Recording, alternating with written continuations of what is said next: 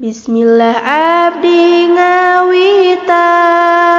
madal riwayat panutan waktos Nabi bade muli ti dunya ka rahmatullah rahmat salam ka panutan anu asih anu heman ka umatna anu iman jenengan Nabi ti payun Nabi Muhammad panutan janten utusan pangeran didamel pangkat habiban nadam riwayat panutan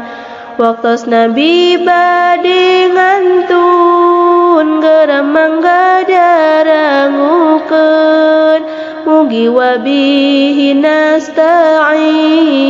ya Rasulullah panutan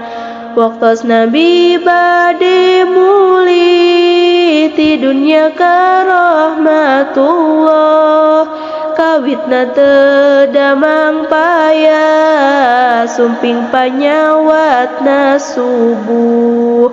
sahabat pada narangis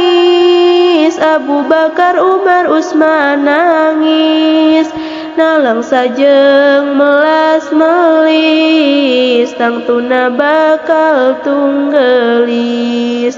Ali sareng Hasan Husein nangisna nalang sapisan getirna lang saprihatin ku eyang bade dikantun Sopiah jeung Maimunah Aisyah sareng Fatimah pada narangis tegeuna ningali Rama tos ripuh lajeng Kangjeng Nabi mulih ti masjid semu ngeureuyeun dituntun ku Maimunah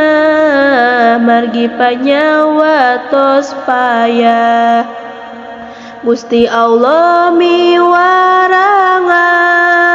ku Jibril direncangan ka alam dunya tumurun ka Kangjeng Nabi nepangan angkat sapada harita malakal maut rencangna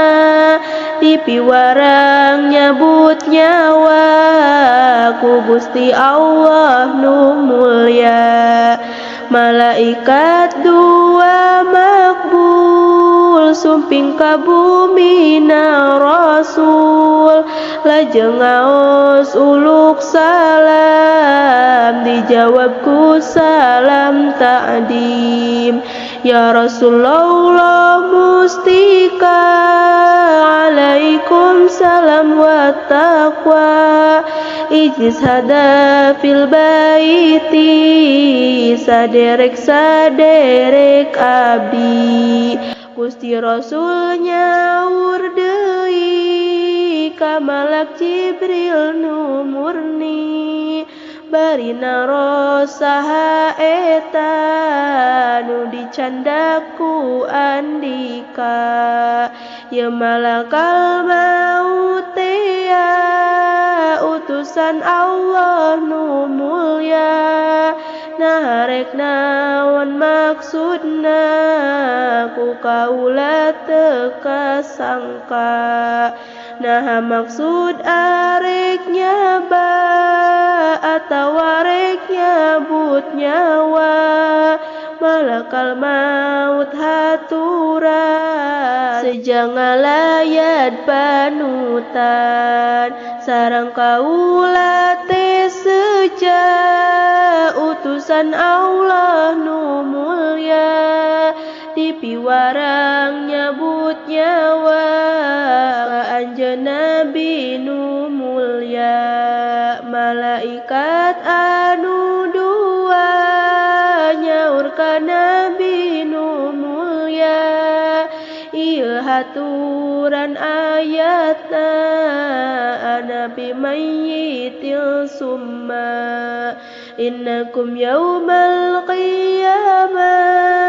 ta'tasimuna minallah ti Gusti Allah nu mulia di ngaos ku Rasul nyata Gusti Rasul teras nangis